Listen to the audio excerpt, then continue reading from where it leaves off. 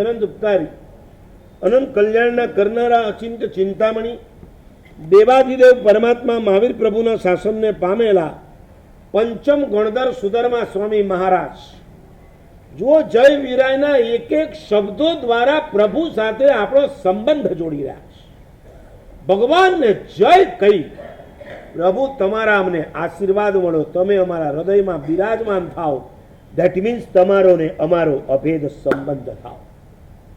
સેતુ બાંધ્યો, વિરાય, જગગુરુ, આ બે વિશેષણ કહીને ભગવાનને પરોક્ષ નહીં પ્રત્યક્ષ કરી દીધા છે. આપણે કહીએ કે ભગવાન મોક્ષમાં ગયા છે.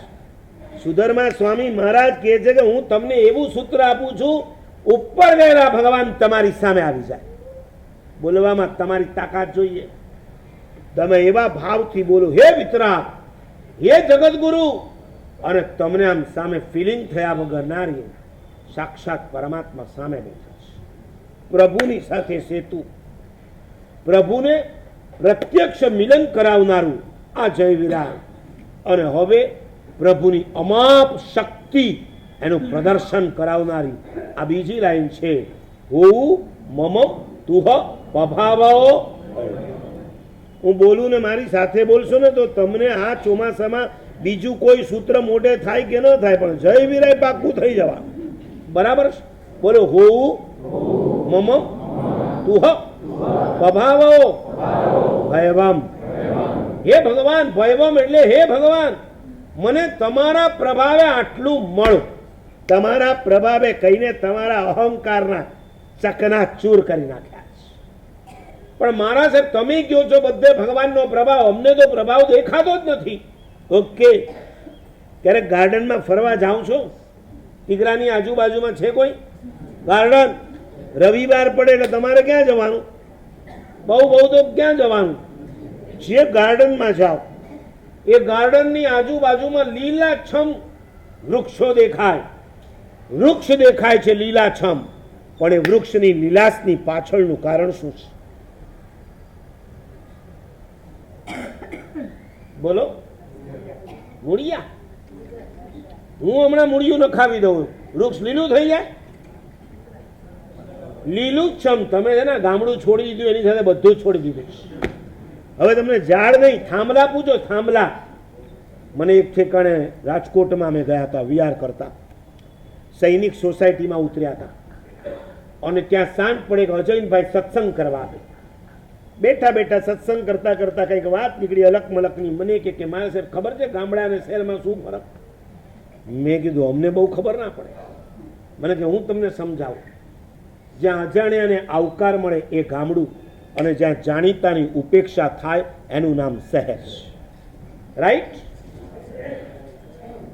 ગામડેથી કોઈ તમારો સગો વાલો તમને રસ્તા પર દેખાય, આમ પીઠ ફેરવી, ક્યાંક મોઢું બતાવશું તો ઘરે લઈ જવો. ગામડાની અંદર કૂતરું મરી જાય તો આખા ગામને ખબર પડે. શહેરમાં બાજુ વાળો આખો માણસ ઉકલી જાય તોય કોઈને ખબર ના. પરવીન બાબી 3 દિવસ સુધી એની લાશ સડતી રહી જુહુની અંદર, એના ફ્લેટની અંદર.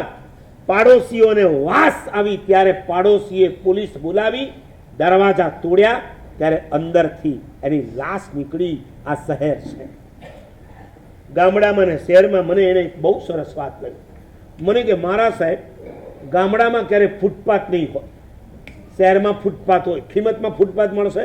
નહીં મળે. શહેરમાં મળશે, વાવમાં ના મળે, સુઈગામમાં ના મળે, બેણપમાં ના મળે, ભાભરમાં ના મળે, અને તમારા નવસારી, સુરત, મુંબઈ, વડોદરા, અમદાવાદ મળે કે ના મળે? મેં કીધું એ વાત તારી સાચી હો, અમે શહેરમાં બહુ રહ્યા, બધે ફૂટપાથ. મેં કીધું એનું કારણ મને કહે કે ગામડામાં અજાણ્યો આવે ને તો એને ઘરમાં લઈ જવાનો હોય, અને શહેરમાં જાણીતું આવે એને ઘરે ન લઈ જાય. બચારાએ રાત ક્યાં કાઢવાની? ફૂટપાથ પર હોઈ જા ગોદડું નાખીને. જ્યાં છાસ વધારે મળે ગામડું, શહેરમાં સમજી ગયા? બાટલા, જ્યાં બાટલા મળે એને શહેર કહેવાય.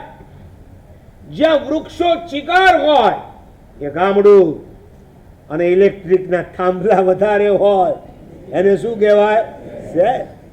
હજી એક છેલ્લું કહી દઉં. એને તો ઢગલાબંધ કીધા હતા, પણ એક તમને પણ ગમે એવું છે, મને ગમ્યું એટલે તમને કહી દઉં.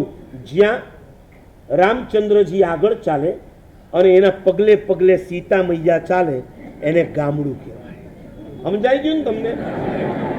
પણ હવે શહેર કોને કહેવાય સાંભળો. એને સરસ વાત કરી કે જ્યાં સીતા મૈયા આગળ ચાલે, રામચંદ્રજી પાછળ ચાલે ત્યાં સુધી ના નહીં, પણ લવને અહીંયા ઉપાડ્યો હોય, કુશને અહીંયા નાખ્યો હોય, તે ઢેડાતો પાછળ પાછળ ચાલ્યો જાય. શહેર આ જ હાલત છે કે બીજી કાંઈ? અમે ઘણી વાર જોઈએ બેગ કોણે ઉપાડ્યું હોય ખબર છે? બહારગામ જવાનું હોય, હે કોણ ઉપાડે બેગ? તમને કુલી બનાવ્યા, કુલી સમજો છો કાંઈ? આ કે છે અમે દયા રાખીએ. કઈ તારક મહેતાની દયા રાખી છે?